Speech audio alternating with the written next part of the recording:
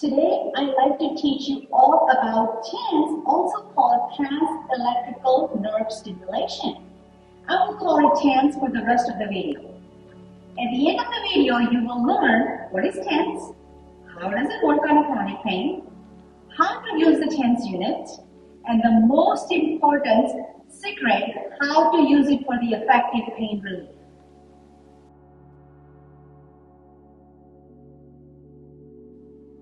I'm Deepti Patel, a physical therapist for 20 plus years, and I'm also a yoga teacher and a chronic pain specialist. Don't forget to subscribe and click the bell. You will get notified when my video is released. I have so much information that I can't wait to share with you and support you on your healing journey from chronic pain, so you can live fearless, active life. First and foremost, check out the contraindications and precautions of the TENS unit. They are in the descriptions below. The second thing we're going to look at that how the TENS unit works. So it works on two theories. One is the gate control theories that was developed by Patrick Wall and Ron Malzak in 1960s. And the second one is the endorphin releases in the brain. So before I talk about how the TENS unit works, I have made a very detailed step-by-step guide on a TENS unit, and check that out. I have a link in the descriptions below, and it talks about everything I'm sharing in this video and much more. So let's begin. I'm going to show you how exactly the TENS work. So first, remember that all the information in the body is usually enters into the spinal cord from the dorsal horn. So your light touch, your pressure, hot, cold, sharp, any messages enters into the spinal cord through the dorsal horn. So what we do is, let's say we're going to take an example of the knee that you have. We're going to take example of 2 nerve fibers out of 4.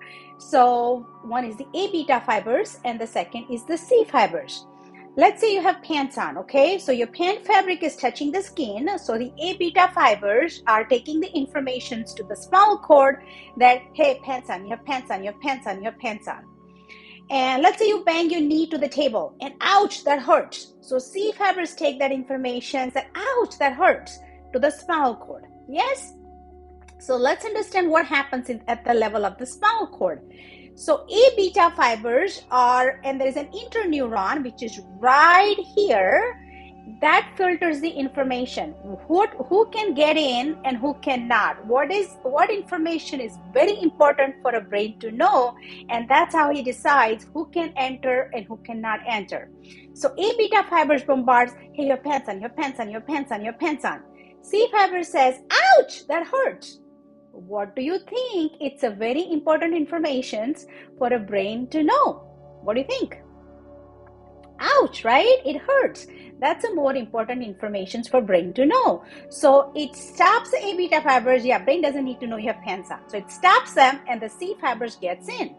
Now this is what happens when C fiber gets in. There is a highway, we call it a highway in the spinal cord. It's called WDR, second order dynamic ranging neurons. That's where most of the information goes up to the brain. And then the brain says, okay, what happened? How bad is the pain? How bad is the pain? And it says, no, I just banged the knee. You have any tear, any bruise, any swelling? Did it break? No. So if it doesn't, it releases some endorphins and try to dampen the pain. That's how our pain system works, okay? But here is the thing. When you have a pain, let's say you have a back pain for a long time, or you have a knee pain for a long time, or you have a sciatic pain for a long time, your C fibers are bombarding this information all the time to the interneuron and to the brain.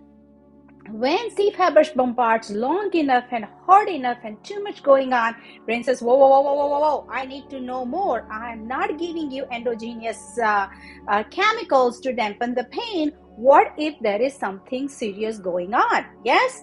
So in that case, what happens is you get double whammy. C fibers are bombarding all the time and you're not getting any relief from pain.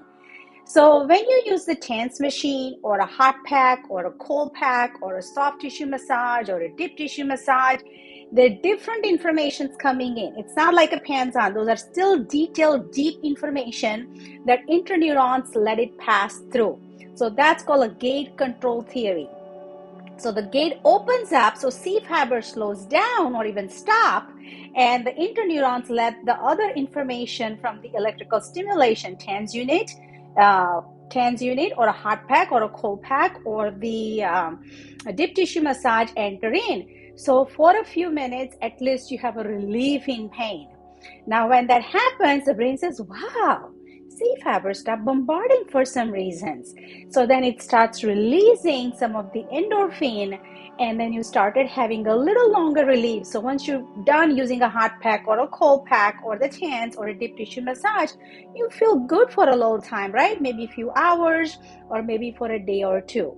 And this is how this works. Now I will show you how to use the TANS unit, so how to put the machines together. So go ahead and put the batteries in your TANS unit and get the leads out and get the electrodes out. I have the battery here in the unit and I have a leads here. So what I want you to do is take the leads and first place the leads on the top of the machine. Most of the time this is the placement. Sometimes they are attached into the bottom of the machines. So you take that and then you just put it right here, all right? And then take the other side and do the same. Make sure it fits in all the way in, all right?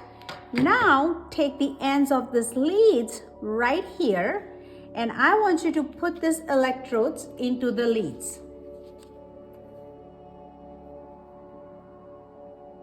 This way. Sometimes people make a mistakes and they don't push in the pin all the way in. So they will have something like this, all right?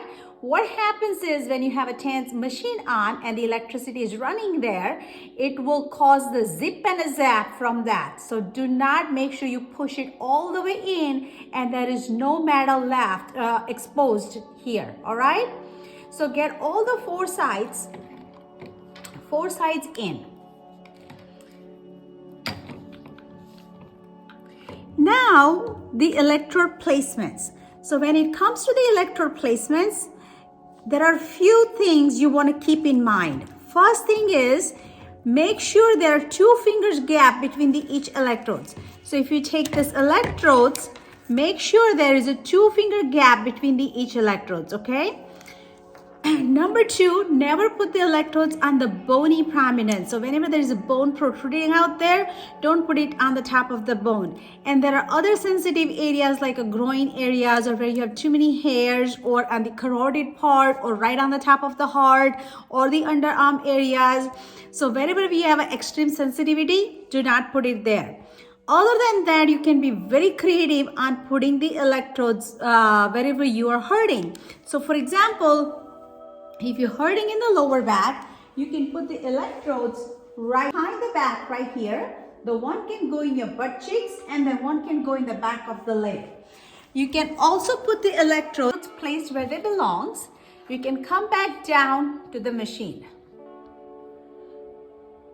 Make sure you turn the machine on, and usually the machine has the timer button. So the timer will be either for 15 minutes, 30 minutes, 45 minutes, or 60 minutes. I highly recommend that you use machines no more than 30 minutes a day. I would use it 2 15-minute sessions a day. Now the second thing you want to do is there is a mode. Now this particular machine has 9 different options. So it doesn't matter which options you use. Some options will make you feel like a little buzzing. Some options will feel like a little vibration. And then some options will feel like it's squeezing the muscles and relaxing the muscles, squeezing the muscles and relaxing the muscles. Doesn't matter which one you use, but make sure every week or so you want to change it to the different setting so your body doesn't get used to it. All right? So once you figure out your setting, figure out your time, you want to close this area pretty good. Now the intensity button is right here. And you want to slowly turn the intensity up, and you will see the bars going up as you raise the intensity up on the machine. Now the key is you want to keep going high on the intensity till you feel like you cannot take it anymore. So it should be tolerable, so not underdoing it and not too uncomfortable, but right at the point that you can say, yep, this is good, I can take this. All right, once you get that in, here is the most effective things I want you to know. Quite a few people put the TENS unit and they lay down on their back, or they sit down on the recliner and watch TV. The most benefit effect of using the TENS unit is while walking or doing a physical chores. So put the TENS unit in your pocket and then walk around and do the things, as long as you're not driving, operating machinery, or you're not taking a shower, or you are in the wet areas.